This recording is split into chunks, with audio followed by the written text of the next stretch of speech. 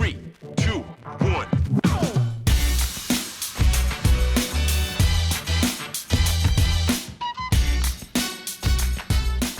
I see them saying, "Oh, like Joao Felix He's not attacking midfielder. in Bruno's position." He's not, bro. He's like a false nine, bro. Like that's what Joao False nine. Felix is. Do you know what I'm saying? Joao Felix is like, yeah, he's like an old-fashioned number 10 in it, like a 10, like a Bergkamp, like that kind of number 10, like a Bergkamp or a Cantona. Like they're not out and out strikers, bro.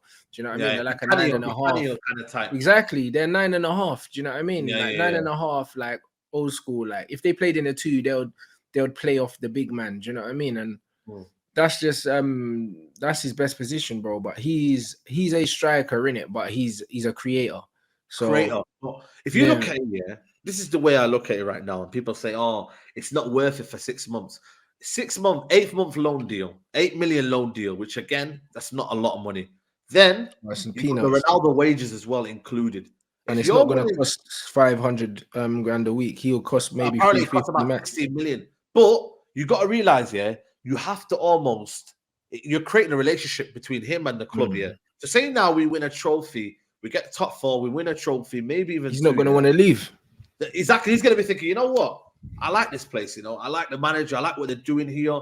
Apparently they decide this man here, you know what I mean? You got Bruno there, you got Dalot there. You got Portuguese-speaking players there, Casemiro, Fred, whatever's there. He's going to want to stay here for longer. And I don't think for me, it's and then you might get a lot of people saying, "Oh, it's 100 million." How do we know it's 100 million? We don't know. We can negotiate with new owners. So if we negotiate with new owners, new what do you call it, recruitment team, everything like that. If we have a total rebrand by the summer, bro, anything's possible, man. And I think it's a player we need anyway. We need a bit of X factor. We're lacking that, I think, up front. If we could have that kind of player here, bro, I'd rather that, yeah, knowing that not Man City, but Chelsea got him, and one of our close rivals, Arsenal, got him. If they get him, we've strengthened their case, and we've not gone for him. That's the way I look at it, for me, personally. That's what I'm saying. So it's going to be interesting to see what happens. To be honest, only loans. It's only loans. I don't, honestly, yeah. If he ends up anywhere, that's not Man United. It can only be Chelsea because the amount of wages that he'll need, Arsenal are not going to pay that. Do you know what I'm saying? So it can only be Chelsea for me. Chelsea, yeah. Arsenal are going to get a Mudryk guy. But in terms of... apparently they're wanting some silly money for Mudryk. Silly money, man. Stressing Arsenal out. It's a lot of money for a player that, you know what I mean? It's only been what? What's everyone just seeing this season? Really? You know what I mean? I know a lot of people are like, "Oh, yeah, last season." Nah, but really... He's coming to life this season, and obviously for Shakhtar as well in Champions League and that. But Chelsea, that Todd Bowley's moving mad, bro. I don't know what he's even going for Enzo as well. I don't know what he's doing. That man, he just waits to see who is in the newspapers. You know what I mean? And then just puts in a bid for them, bro. I don't think but this ain't no Potter philosophy, because I know what Potter would have wanted. He would have probably thinking, you know, let me see what Caicedo's saying. Let me go and look at that. But bro, and I know you've got to then spend differently. When you're in a bigger club and you're in a bigger environment, you got to spend differently. But it just looks like to me that Todd Bowley's playing football Monopoly, innit? To see whoever's hot right now. Yeah. If he's hot, Enzo, he's hot. Let's go and get him. So, bro, listen. If he's got the money, don't get me wrong. He's got a bigger, you know. Then knows obviously we ain't got no money right now in terms of per se spending wise. But yeah, man, I don't know. And also he knows. Bro, these man might not make top 4 this season, Chelsea. I don't think they'll be able to make top 4. I generally think, for me... But that's why I think it's a risk any player going to them, bro. There you go. You don't know what's happening. You don't know what's happening with the manager. I still think that manager is in danger of being sacked. I don't think he's safe yet.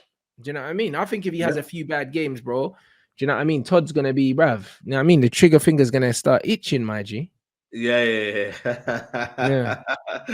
But you know, he's a madman. You never know what he can do. Just because he's on a long-term contract doesn't mean that Todd Bowley can end it. He could end it any time. You know what I mean? These guys will do anything, man. And he's moving that reckless now with what he's trying to do. He don't mind doing that. So, yeah, listen, they can go and get Enzo Fernandez, but at the same time, for us right now, a striker's a priority because the market ain't great, and that's the kind of shit it's feeling right now. Is that the market ain't great? But this is Man United's fault for flipping not letting Ronaldo go or trying to find potential suitors. But then again, he couldn't find a club. but also letting Cavani go without buying someone. Didn't really replace Cavani.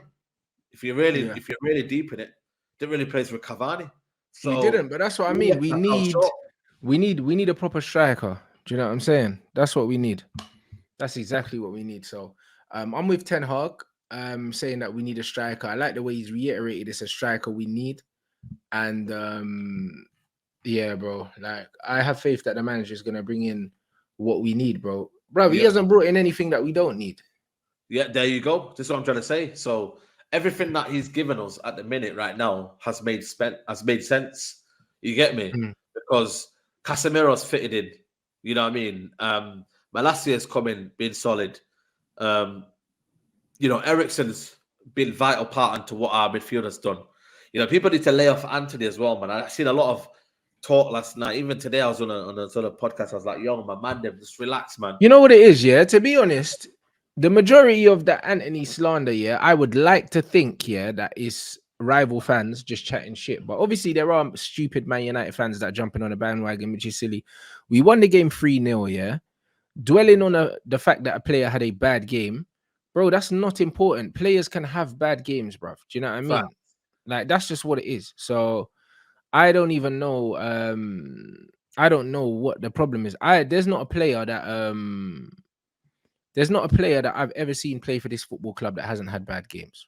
There's not a single player, bro. Do you know what I mean? And Anthony had one of them games yesterday where everything that he done, it just wasn't gonna work. Yeah. You know what I'm saying?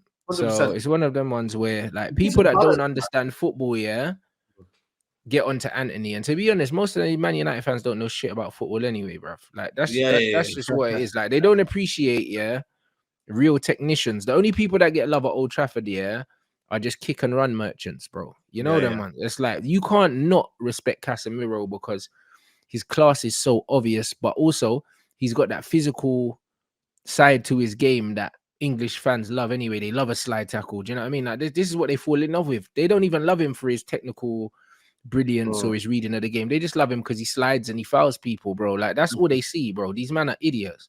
Do you know what I mean? These guys, I lie, they're singing Viva Garnacho already. Yeah, I didn't. I thought Viva Ronaldo, and I didn't get so did I. And then I realized the man were like Viva Garnacho, bro. The guy gets the ball, gets his head down, and just runs, bro. And they're already in love with him because that's what I mean. This is what they love. Like these men are like, do you know what I mean? Negative IQ football fans, bro. Do you know what I'm saying? Yeah. So people got that's what it is. Especially a player like Anthony, who again is a guy who wants to express himself. I think with what he's trying to do, I think he's just too keen. And once he understands the balance of it, I can see the quality in Anthony. I can see what he's trying to do, even his football IQ. You know, when he leaves the ball, so say now the ball's in the air now, he drops his shoulder, so then the defender's thinking, shit, what do I do here? And then the ball goes past, and then Bruno went on, and then we went on the attack. When I see glimpses of that, when I see him hogging the touchline, then boom, quick turn of pace, plays it in through to someone else. I can see, when you can see it, if you can't see it, then you start to question, what's this guy about? But I can see his qualities, just his time to adapt in the league. And don't get me wrong, before this game and before the previous game, he hadn't played since Everton, bro. Everton for Man United. There was a large part where he was injured. So we haven't actually seen the full Anthony yet.